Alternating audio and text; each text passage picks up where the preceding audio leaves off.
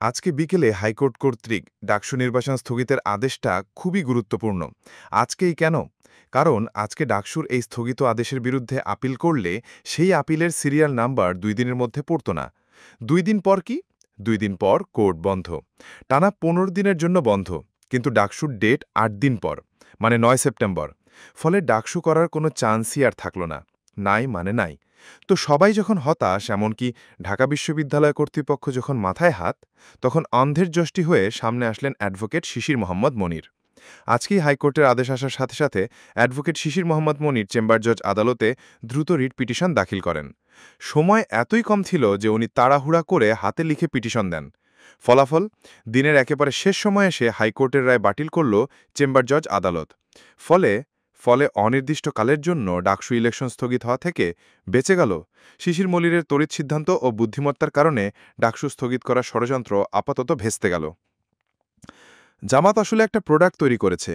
এটার নাম হচ্ছে শিশির মোহাম্মদ মনির, সাবেক শিবির সেক্রেটারি, একটা ব্র্যান্ড।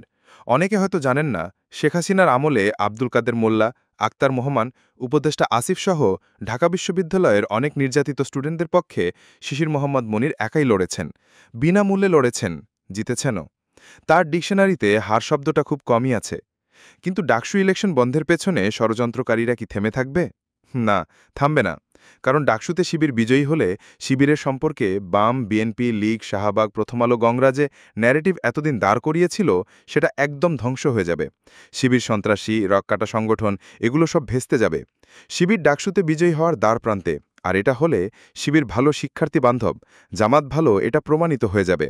জামাত শিবির দেশকে সততা ও ন্যায়ের সাথে পরিচালিত করতে পারবে, এই মেসেজটা সারা দেশের মানুষ ডাকসু থেকেই চাক্ষুষ প্রমাণ পাবে।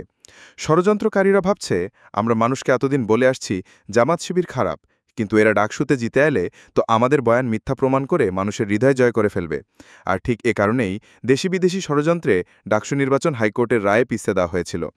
এখানে শুধু রাজনৈতিক দল ইনভলভ তা নয়, বরং নানা গোয়েন্দা বাহিনী, এজেন্সি, ভারত সবাই অ্যাক্টিভ। কারণ ডাকসুতে শিবির জিতলে ৭১-এর ভুয়া ন্যারেটিভ চূড়ান্তভাবে মারা খাবে, আর শিবিরের জনপ্রিয়তা হবে আকাশচুম্বী। এদিকে যেহেতু শিবিরের ইমেজ মানেই জামাতের ইমেজ, ফলে জাতীয় নির্বাচনে জামাতকে ডাকসুর ব্যাপারটা বড় একটা বেনিফিট দেবে। তাই এখানে ভিন্ন একটা খেলা চলছে। এটা পুরোটা একটা নিখুঁত গেমের অংশ। গেম এখনও শেষ হয়নি। ৯ সেপ্টেম্বর পর্যন্ত এই গেম চলবে। সাদিক কায়েম, এস এম ফরহাদ, মহিউদ্দিন, তামান্নারা কি পারবেন এই গেমে উইন হতে? দর্শক, আপনার কি মনে হয় জানান কমেন্টের ঘরে। আর এই চ্যানেলে নতুন হলে অবশ্যই সাবস্ক্রাইব করে রাখুন এবং বেল আইকনটি বাজিয়ে রাখুন।